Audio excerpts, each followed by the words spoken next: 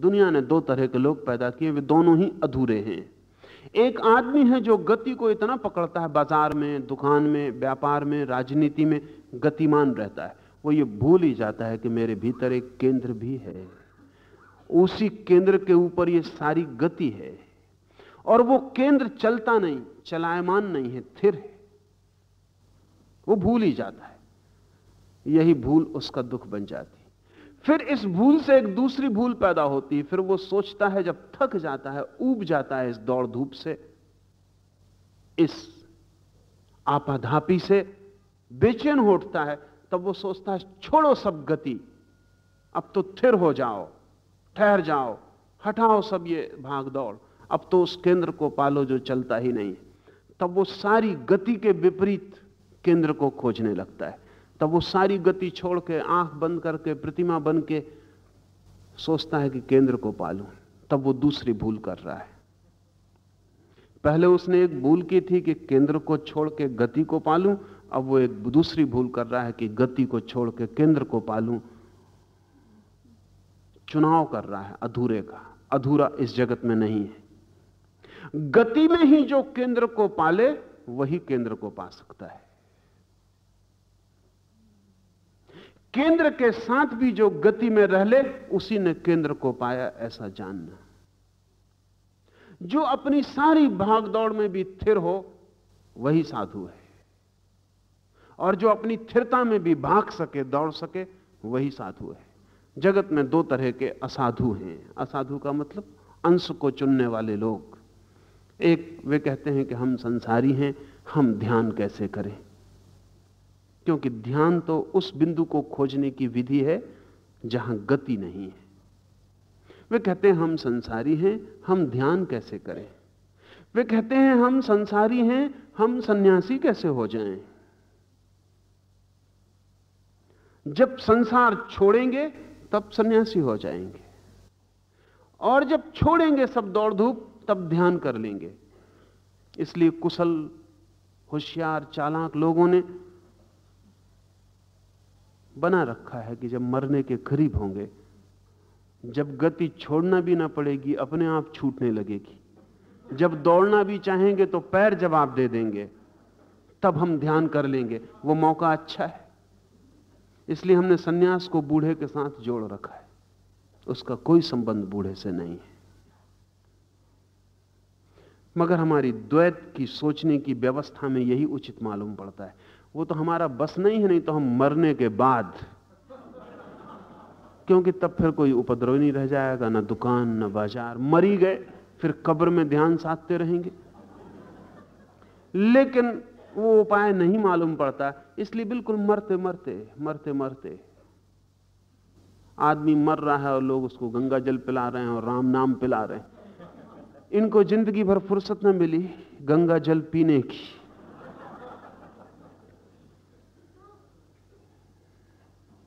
बहुत काम था, व्यस्त थे, और जल्दी भी क्या थी, आखिरी क्षण पी लेंगे। ये जो मेरे पास लोग आते हैं, वो कहते हैं कि हम संसारी हैं, हम ध्यान कैसे कर सकते हैं। वो क्या कह रहे हैं?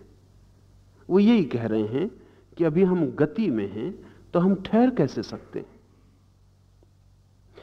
उनको हम जरा और तरफ से समझें। आप किसी से जाके कहें कि मैं तो दिन भर काम में लगा रहता हूं, इसलिए विश्राम कैसे कर सकता हूं। विश्राम तो विपरीत है। किसी से आप कहें कि मेरा तो काम जागने का, मैं सो कैसे सकता हूं। लेकिन दिन भर आप जागते हैं और रात आप सो जाते हैं। न केवल इतना, बल्कि जितना ठीक से जागते हैं उतना ठीक से सो जाते हैं।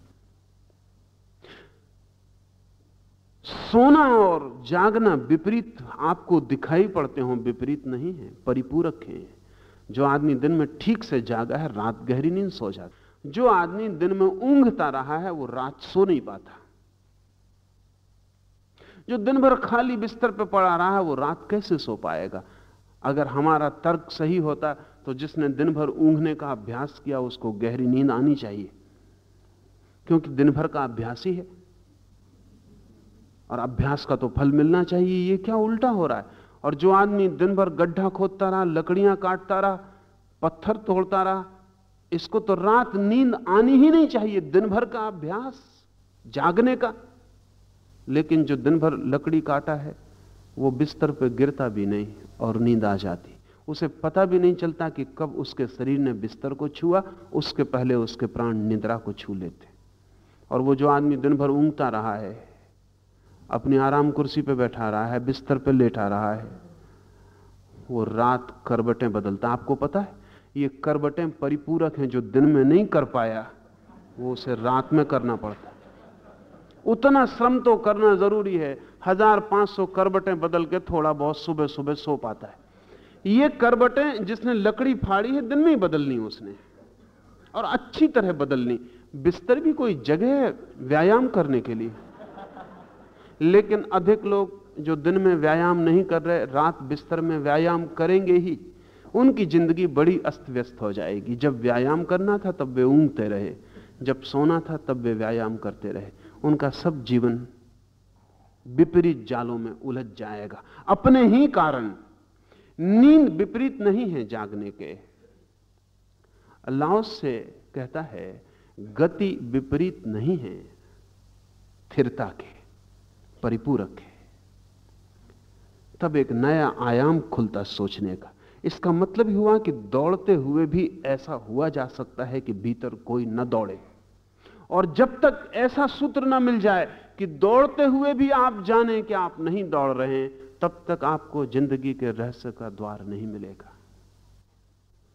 तब काम करते हुए भी कोई विश्राम में बना रह सकता है।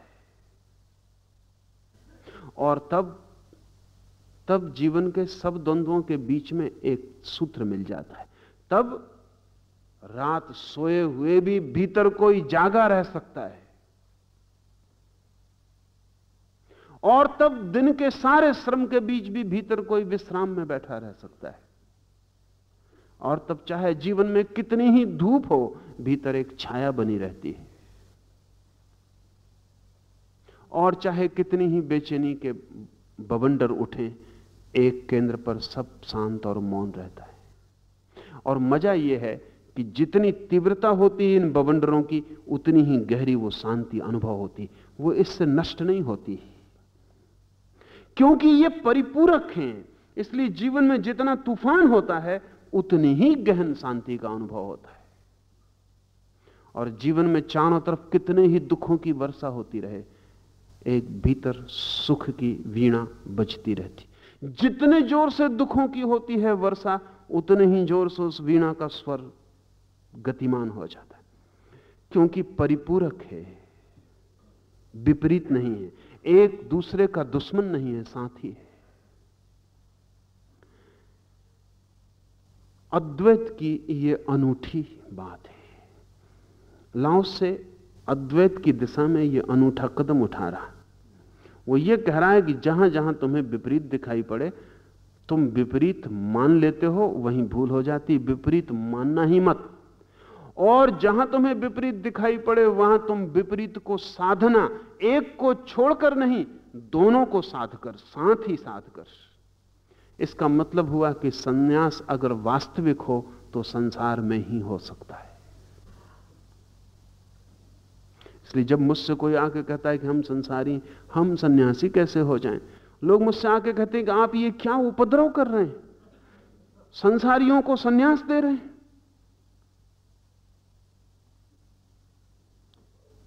सन्यास तो तभी हो सकता है जब कोई घर द्वार छोड़कर, सब छोड़कर भाग जाए। पलायन में ही सन्यास हो सकता है, त्याग में ही सन्यास हो सकता है। उनका कसूर नहीं है, द्वंद्व की भाषा में सोचने की आदत। मेरी दृष्टि में तो सन्यास हो ही केवल संसार में सकता है। और जिसका सन्यास संसार में नहीं हो सकता, उसका सन्यास कभी नहीं हो सकता। लाओस से कहता है इसलिए संत दिन भर यात्रा करता है और फिर भी यात्रा नहीं करता। बुद्ध 40 वर्ष तक चलते रहे। ज्ञान के बाद ज्ञान के बाद ही वो बुद्ध हुए। 40 वर्ष तक चलते रहे, एक गांव से दूसरे गांव, दूसरे गांव से तीसरे गांव, अनथक यात्रा चलती रही। एक शिष्य उनका मोग्गलान एक दिन बुद्ध को पूछता है, आप इतना चलते हैं, थकते नहीं?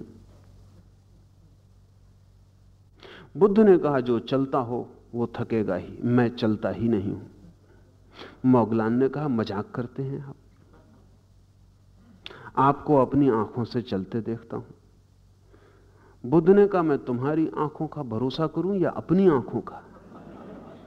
मैं भीतर देखता हूं, वहां कोई चलता ही नहीं है। तुम मुझे बाहर से देखते हो, वहां कोई चलता है। जो चलता है वो मेरी छाया है, जो नहीं चलता वो मेरी आत्मा है। और छाया के चलने से कोई थकता है? लेकिन आप थकेंगे क्योंकि आपकी छाया नहीं चलती। आपने छाया से अपने को एक ही मान रखा है।